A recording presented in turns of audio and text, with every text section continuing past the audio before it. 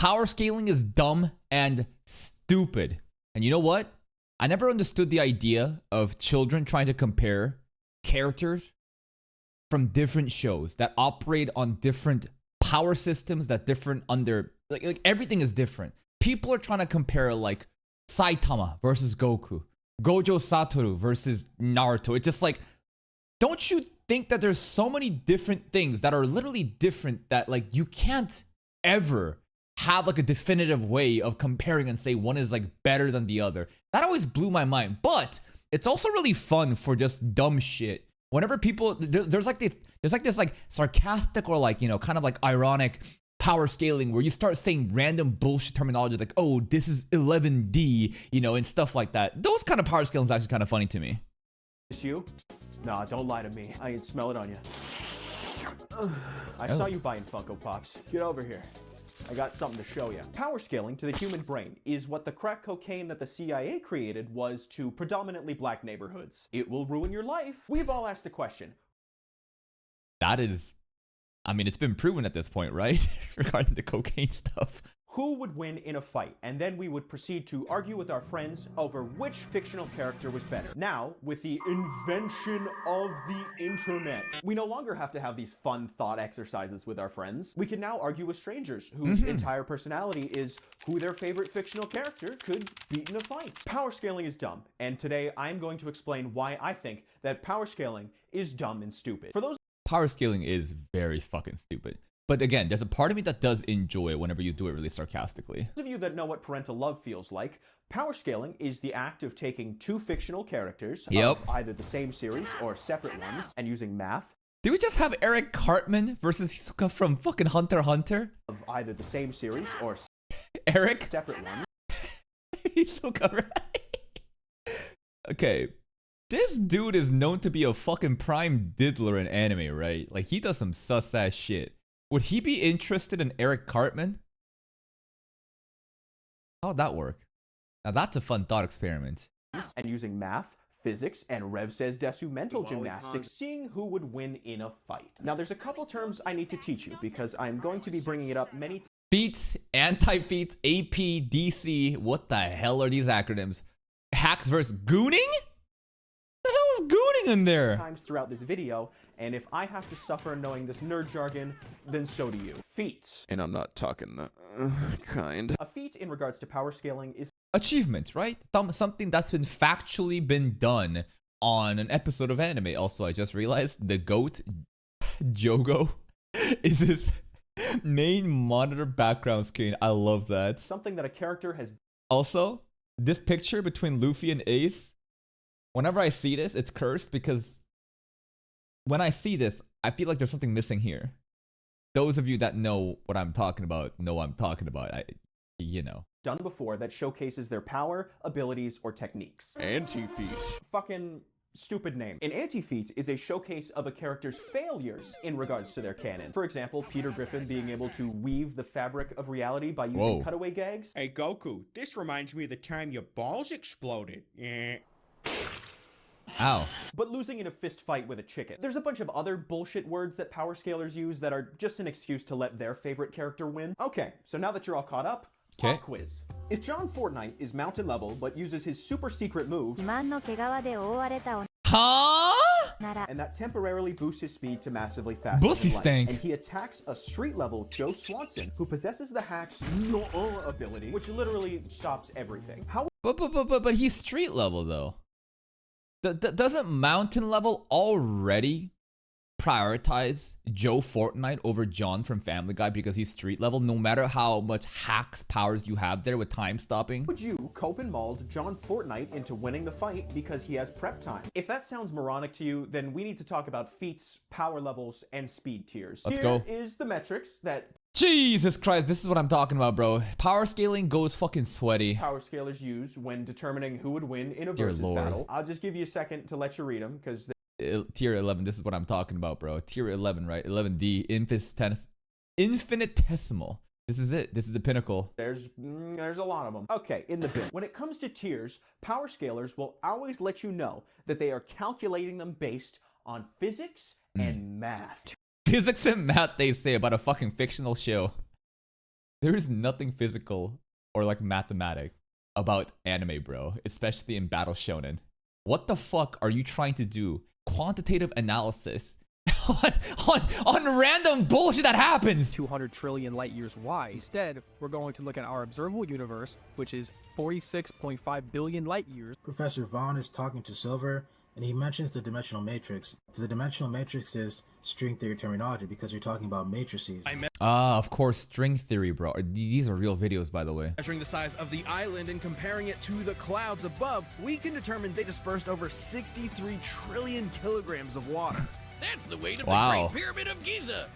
12,000 of them. And they are getting Wow. all of this information 12,000 Pyramid of Giza tier, bro. Holy shit, we're pyramid tier. from the source material, aka feats. We got speed feats, power feats, anti-feats, hacks feats, battle IQ feats, Yeah. and my feats. Every Okay. tier represents what a character could realistically destroy and or some arbitrary speed that they can move faster than. So we start at the bottom of the tiering spectrum with the most interesting Human. categories. And they're interesting because they allow for fun, creative fights. So for power levels, the sweet spot is between low hypoverse and planet level. Same goes for speed. In between What the fuck is a hypoverse? mobile and supersonic, I'm chilling, smoking that chronic. If we go any higher, I want to die.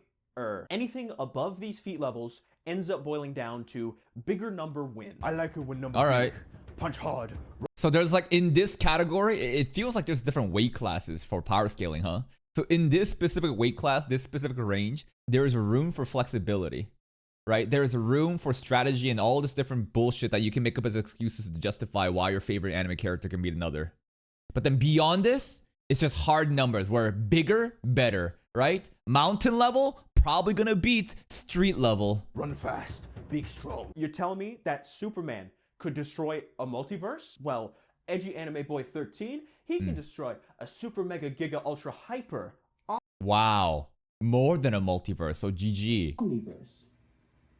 Man, this sucks. Breaking Bad really fell off. Checkmate, liberals. Now, I hate every Okay. single type of fan power scaling, whether it be within the same series or cross universes. I enjoy power scaling within the same series a lot more. It's way more consistent. You play within the same rule set. It's the same battle system. It makes way more sense.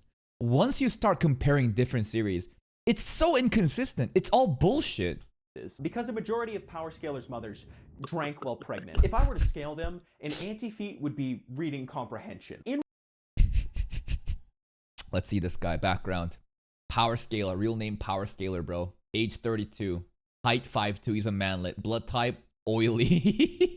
Likes nothing. Dislikes everything that's not Boruto related. Cannot read illiterate. The average power scaler, bro. Comprehension. In regards to cross-universe battles, the author did not write their story with power scaling in mind. The author doesn't care. No author puts fucking power scaling in mind, right?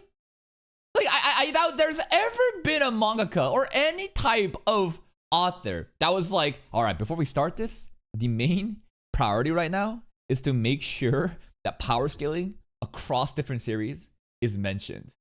If their characters could beat Goku, because Goku is not in their story. Does Walter White scale above Gojo with prep time? No. Hey, Mr. White, you take the amplified and the reversal and use it to create imaginary mass. I mean, Walter White is a chemist, though. And I'm sure since he was able to yield 99.9% pure crystal meth, which was the best product that could compete in the market, could he not synthesize something to do with kryptonite and basically employ, Superman's greatest weapon against him? Could he not do this? Imaginary technique. Hollow Pinkman. Wait, but we're comparing Gojo right now, right? Never mind. Never mind. I got ahead of myself. This is Gojo Satoru. I don't see how he could do this, because Walter White is not a physicist. This thing that you're talking about with antimatter, no. He's a chemist, not a physicist. He can't do this. You take the amplified and the reversal and use it to create imaginary mass. Imaginary technique. Hollow Pinkman. Bitch. Hollow Pinkman. It's so beautiful. It's Toji. It's Toji, bro. When Toji got hit with the fucking hollow purple, he just standing there with a hole on his side. All of these versus fight channels that you get your opinions from, because let's be honest, most power scalers have not seen the source material, hyper-focus on who the winner is and not why the winner is the winner. Characters are strong because of what they are, not what they do. Take Single Strike Man, for example. One Punch Saitama, Man, by all accounts, is a gag character. His bit is that he is the strongest. He destroys everything in... That's the name of the show. But One Punch Man is not the story of the world's strongest man. It's a tale about dissatisfaction, about people rising up against insurmountable odds, and also some pretty dope-ass fights. Saitama is a god, but at the same time, he is uncomfortably human. One Punch Man is about finding a reason to keep going when your life becomes boring. Does it need to be that deep? Kinda. Saitama's literally depressed because he's too strong. He wants to be challenged, but he can't be. Everything that he looks forward to immediately gets ruined because of his own power, and he continues to move forward, looking for hope. Meaningless. When you can do everything, all of a sudden, you don't want to do anything. And that wouldn't work in this story of gods and monsters and sperm men if he literally sperm men wasn't the strongest character in the universe. Using feats as a way to determine one's power is inherently flawed because the authors did not put those characters in those situations to be scaled. They did it because it activates the neurons in our monkey brain. Well, here's the thing. The power scalers don't give a fuck what the authors intended.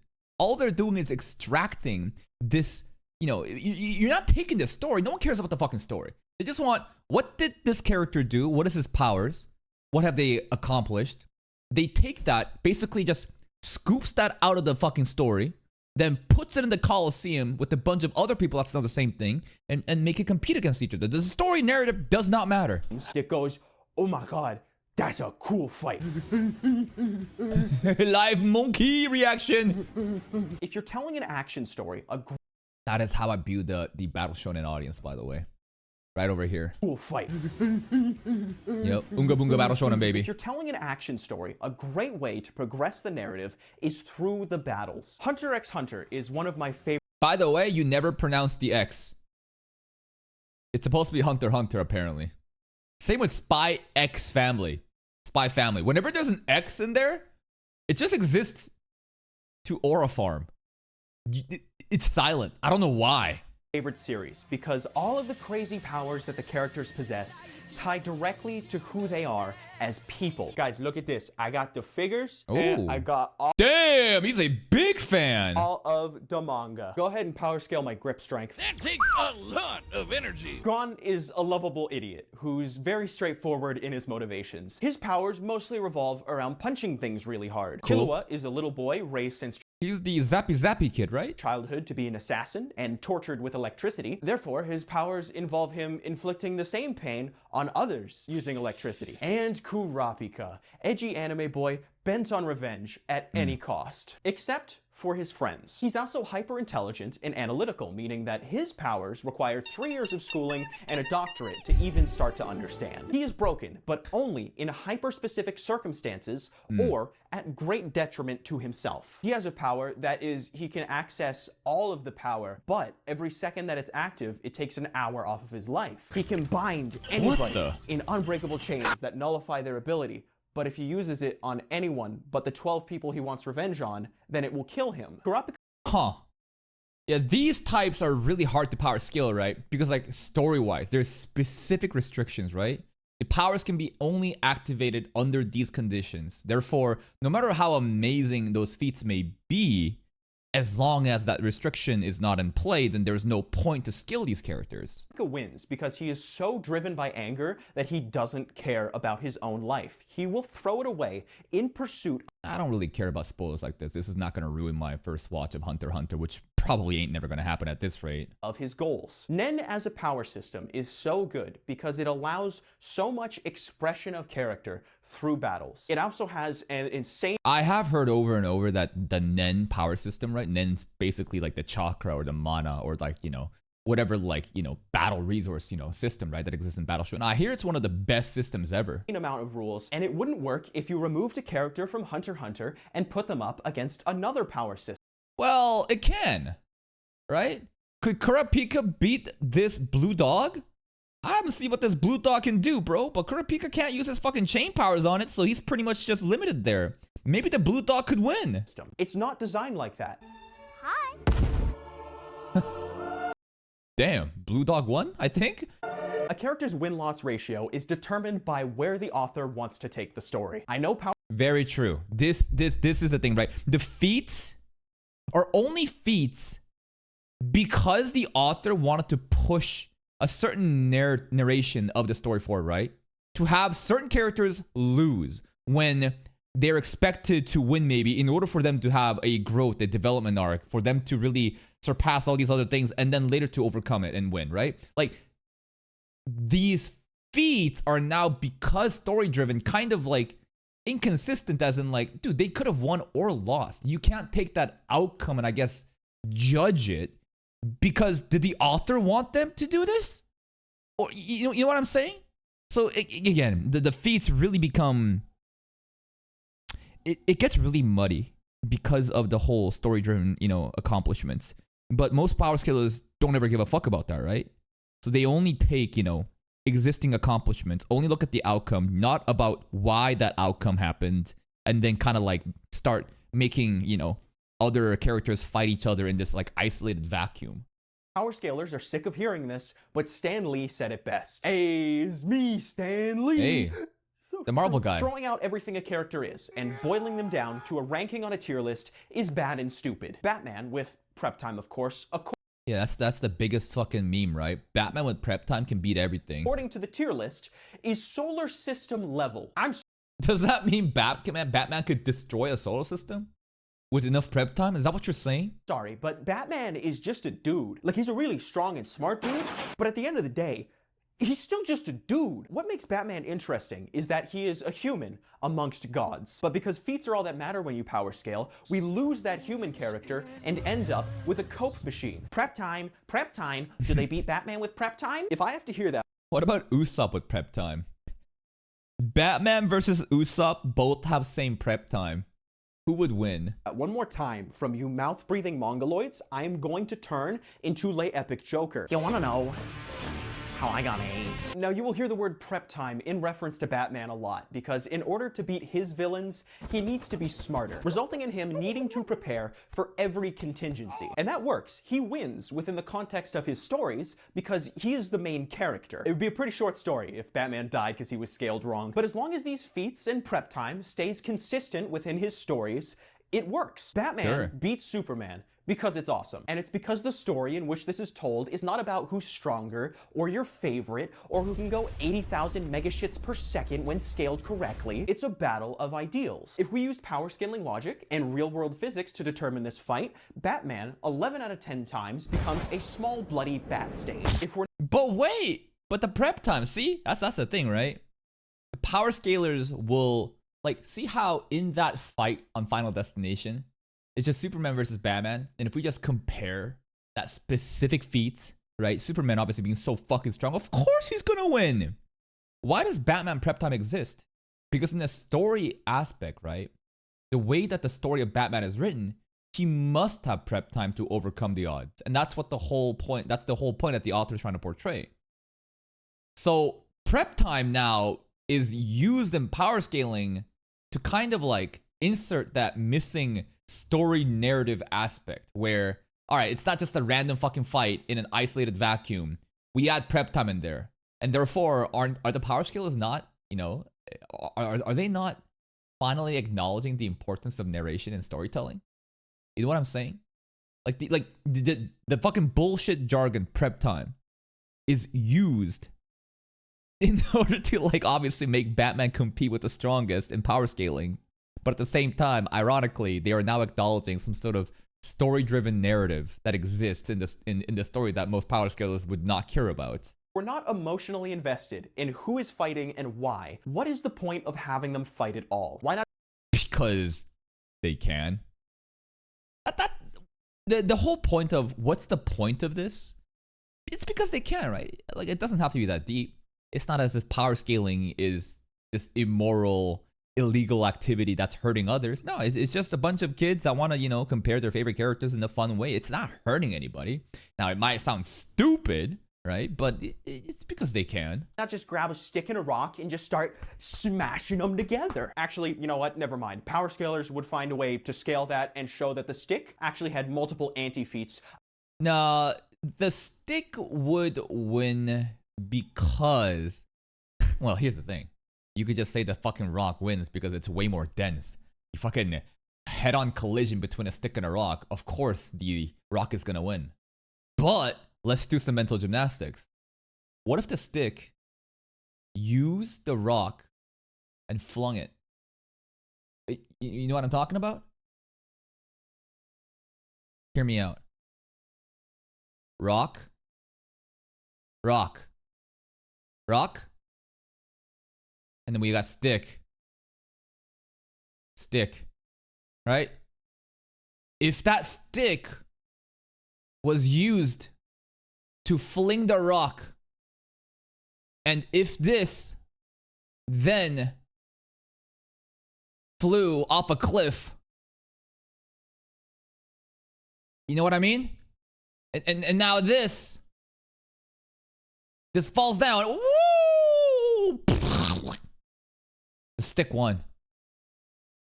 The stick won. Now, this is stupid though, because mental gymnastics is at play. It's all about logic and reasoning of how much can you stretch the logic to side with yourself. There's infinite amount of bullshit you could say and argue. There's no definitive way to really, you know, say, does the rock or the stick win? Against the rock. And you know what? Maybe that's the entire point of power scaling. Maybe the entire point of power scaling is a thought-provoking exercise where both parties are trying to justify why their pick would win in a creative way. Not simply, you know, because bigger number, better person, but for the sake of just logical debates within a free marketplace of ideas to see which stands above others. And now power scalers are the most enlightened and intellectuals in the anime sphere. Does that work? And the rock was going light speed. Speaking of anti-feats, oh my god, do I hate them. Anti-feats only exist because power scalers need their favorite characters to win. And basically, like Gojo getting sealed is an anti-feat, right? Something that just makes your character look bad is an anti-feat. You could even say Saitama losing to the mosquito, Saitama not being able to kill the mosquito is an anti-feat. Pointing out that a character couldn't do this thing because of story reasons is a pretty easy way of doing that. I will see JJK fans froth at the fucking mouth that the main villain that we have been told is the strongest in history, been demonstrated is the strongest in history, the strongest characters say is the strongest in history, doesn't die immediately to the power of friendship. Spider-Man, who is tiered at hypersonic speed, cannot stop Gwen Stacy from hitting the 2-mad. Good night, girl. I'll see you tomorrow. That is not an anti-feat. That is character progression. Let's talk about cannons. I like cannons. They go boom. In the context of power scaling, canon simply refers to whatever the author has deemed official. A story's canon to a power scaler is held in higher regard. It's like the law, right? Because that's what the author, that's just actual facts. Non-canon feats are fraudulent. That's fan fiction.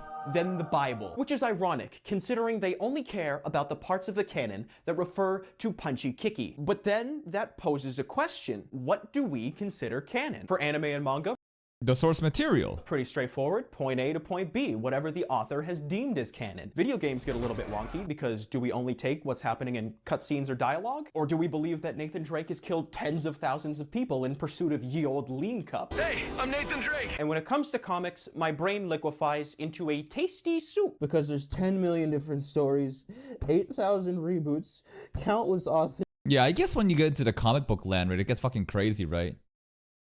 Because in anime stuff, it's so easy to just kind of take something, but in these different video games and shit, there's so many different interpretations and different versions. And character iterations, and my higher functioning has stopped working, and I have soiled my pants. So what do we go with? Do we take all of the iterations? Do we only focus on one? Or do we cherry pick the feats that make our favorite character look better and ignore the aspects that would make them? It would, no, I mean, you don't have to compare all the spider. Like, if there's that many different Spider-Mans, right? I don't. This is that complicated. You would selectively choose the matchups, right? What do you mean? All these different characters may represent Spider-Man one way or the other, but I'm sure they have different names and different versions. So when you're trying to power scale, Spider-Man would have to be specified into which Spider-Man are you talking about? And now it becomes a lot more consistent. What's so confusing about this? Focus on one? Or do we cherry pick the feats that make our favorite character look better and ignore the aspects that would make them lose? Now you might be asking, what gives me the right to speak on power scaling like I'm some sort of authority? Power scaling is just an idea, and one person isn't able to dictate that all of it is bad. And I'm glad you said that, because in my story, Fire in Another World with 14 Werewolves, it is said that I am the smartest, and the strongest, and the most handsomest. Can we see some feats?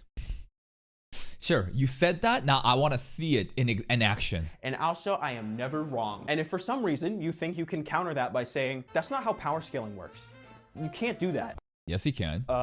Well, tough luck, chuckle fuck. I've had 72 years of prep time.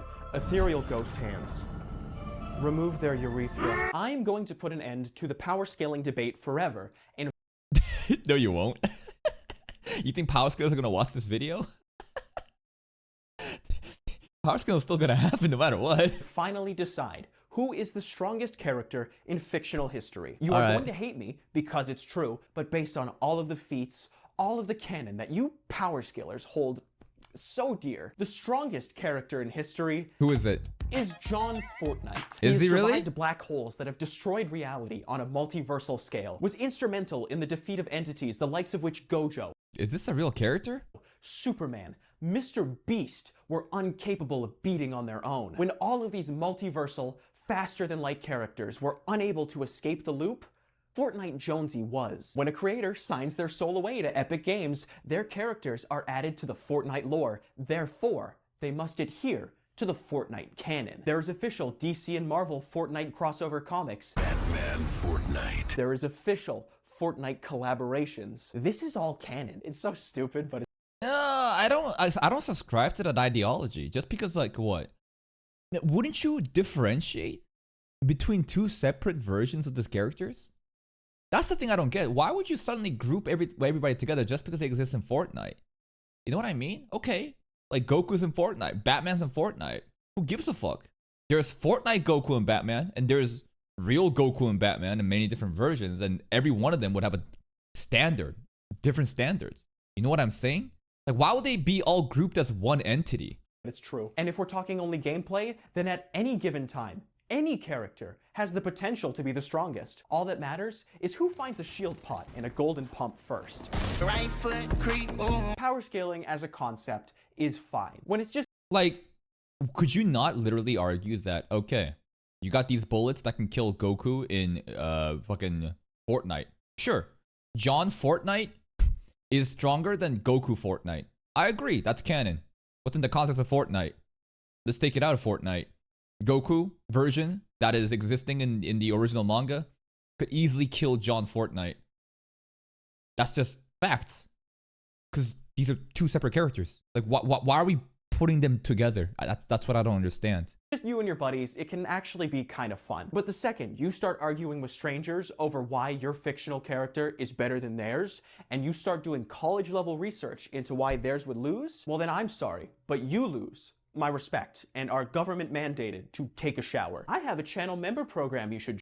I think that it's not that serious, right? At the end of the day, power scaling is just a harmless, mental exercise that you want to do to just kind of flex your favorite characters against others. And there's very fun ways to do it. My favorite types of power scalings is questions like, could Anya from Spy Family defeat Gojo Satoru? Well, I haven't seen Anya use domain expansion, so I think Anya is probably going to lose, right?